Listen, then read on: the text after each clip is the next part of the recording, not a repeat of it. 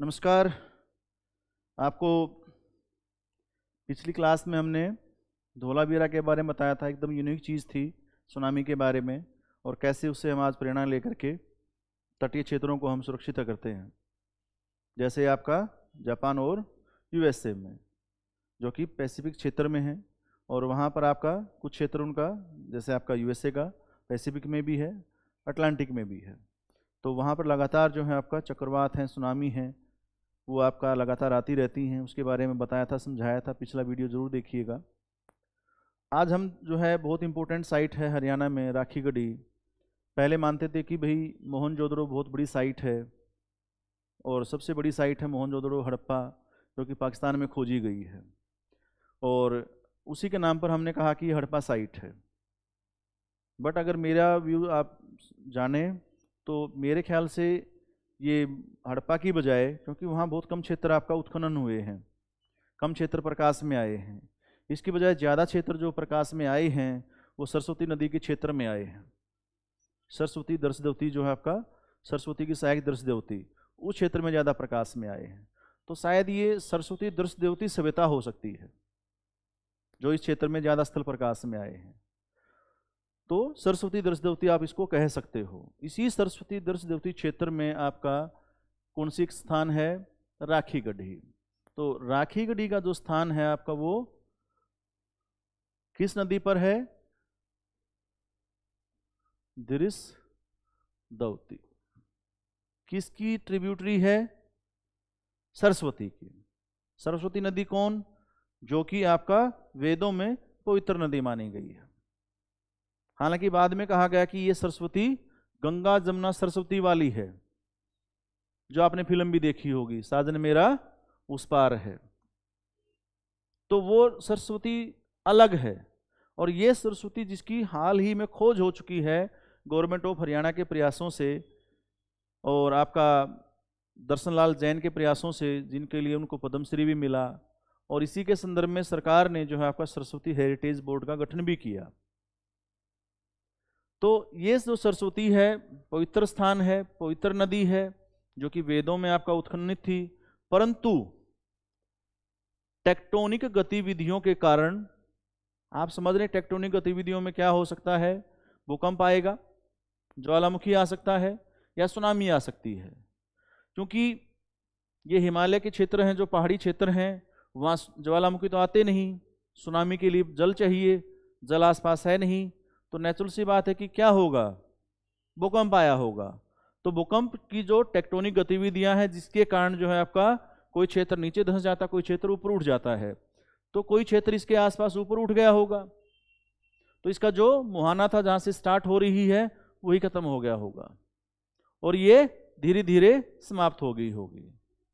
इसी दर्शदेवती नदी के जो अवशेष हैं हरियाणा में, जैसे हिसार में हैं, तो जो हमारे खेत हैं वहाँ उनको हम पार्टिकुलर नाम से बोल देते हैं, चेता आला, कि चेता वाले खेत में जा रहा हूँ भाई, चेता वाला। चेता वाला मीन्स चेतंग वाला।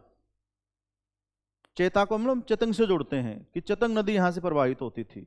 तो इसका मतलब अगर हमारे बुजुर्ग बताते हैं तो दर्शदेवती भी थी जो पवित्र नदी है, और सरस्वती भी थी जो पवित्र नदी है, और सरस्वती और दर्शदेवती के बीच का जो क्षेत्र था उसको हम ब्रह्मवर्त कहते थे, ईश्वर से जोड़ करके। ब्रह्म मीन्स ब्रह्मा, जिसने संसार का निर्माण किया है।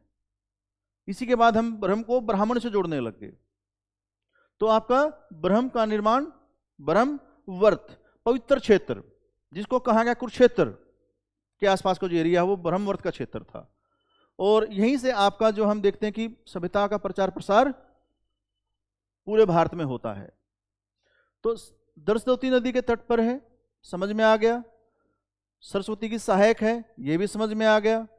अब हम देखते हैं कि यहाँ से क्या क्या मिला है, क्यों ये इतना इंपॉर्टेंट है, और क्यों इसके द्वारा हम जो है आपका इतिहास को एक अलग नजरिए से देख सकते हैं और समझ सकते हैं। तो स्टार्ट करते हैं राखीगढ़ी। पहली बात मैंने आपको बताई थी कि सैंधव सभ्यता का सबसे बड़ा स्थल है। क्लियर है मेरी बात? सबसे बड़ा स्थल सैंधव मीन्स सिंधु नदी घाटी के क्षेत्र में, या आप कह सकते हो काश्य सभ्यता, या आप कह सकते हो सरस्वती आपका सभ्यता, या आप कह सकते हो उस हड़प्पा के स्थान के नाम के आधार पर जो नामकरण किया गया, हड़प्पा सभ्यता। सैंधव सभ्यता किसके द्वारा?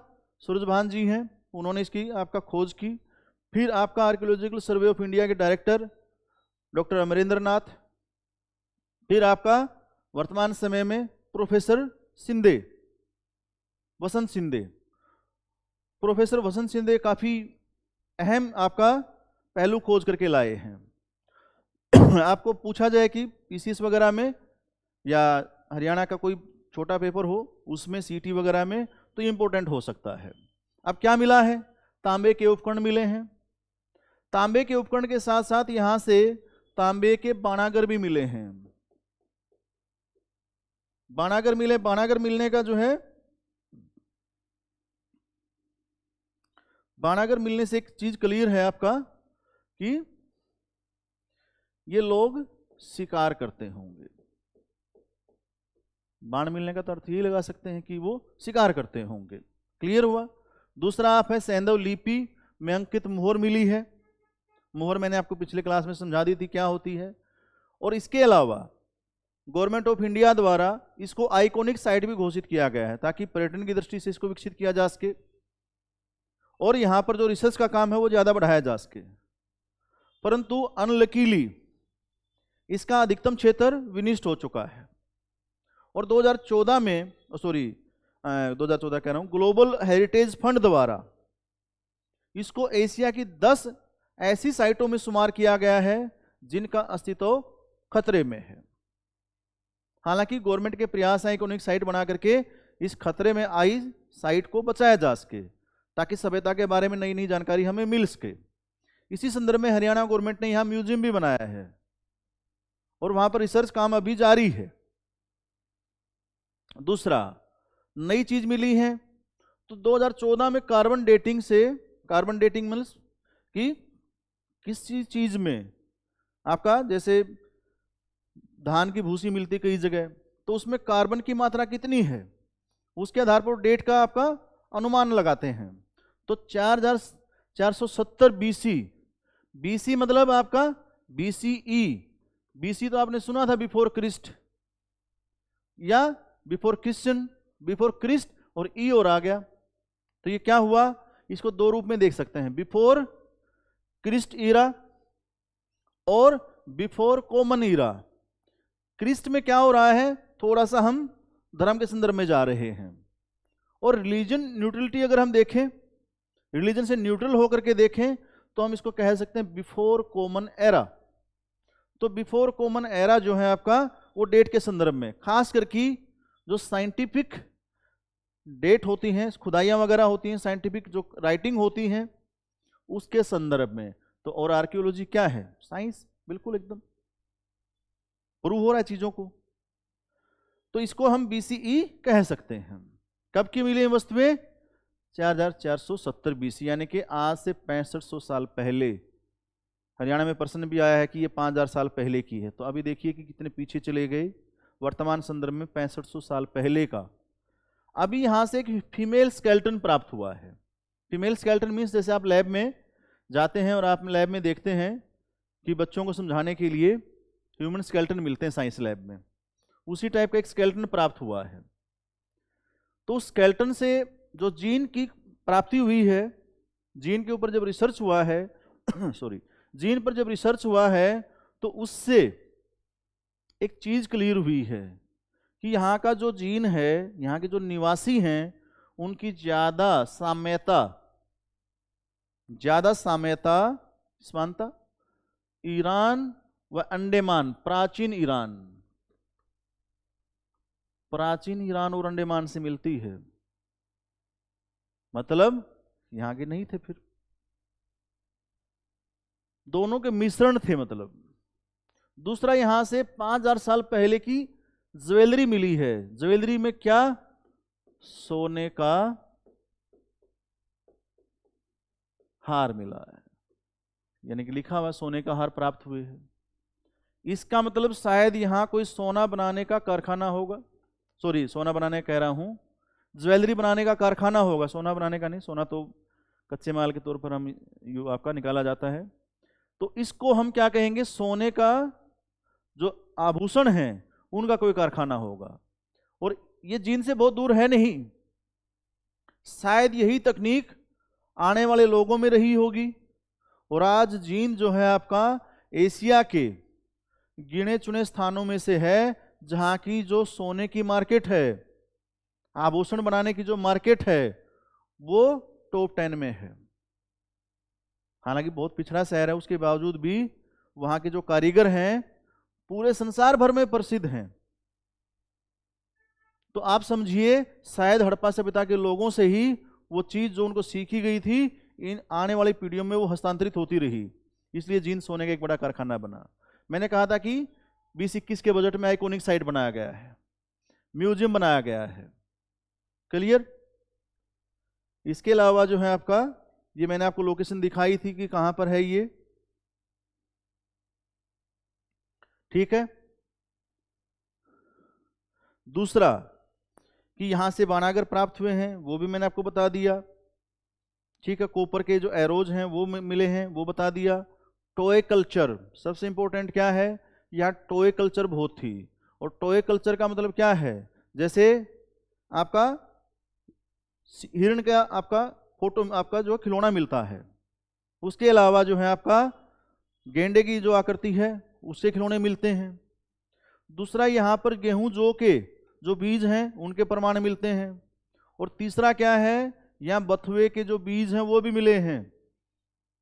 इसलिए आप देखते हैं कि हरियाणा के खेतों में आपका, या पूरे भारत में कह सकते हैं, हरियाणा में खास करके हम देखेंगे बथुए की जो सब्जी है, बथुए का जो रायता है वो बहुत ज़्यादा खाया जाता है। अब देखिए कहाँ से चीज़ें चली आ रही हैं। तो अब ये कहते हैं कि क्या ये सभ्यता पतन हो गया, बिल्कुल भी नहीं। सभ्यता के उच्च प्रतिमान नगर हैं, लिपि हैं, उनका पतन हुआ होगा वो हम मान सकते हैं, व्यापार का पतन हुआ होगा, परंतु सभ्यता की बहुत सारी बातें इन फ्यूचर ट्रांसफर हो रही हैं। तो इसका मतलब क्या हुआ, वो पतन नहीं हुआ था।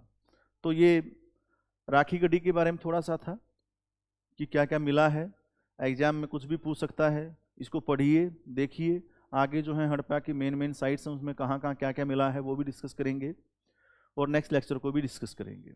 और मैं कोशिश कर रहा हूँ कि आपको समझ में आए।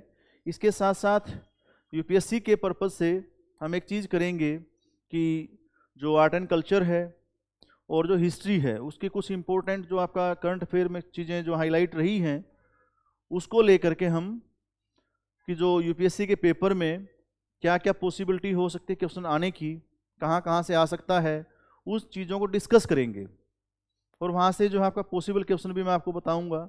और हड़प्पा सभ्यता से संबंधित 20-25 क्वेश्चन का मैं सेट डालूंगा PDF, आप लोग उसको डाउनलोड करके सोल्व कर सकते हैं।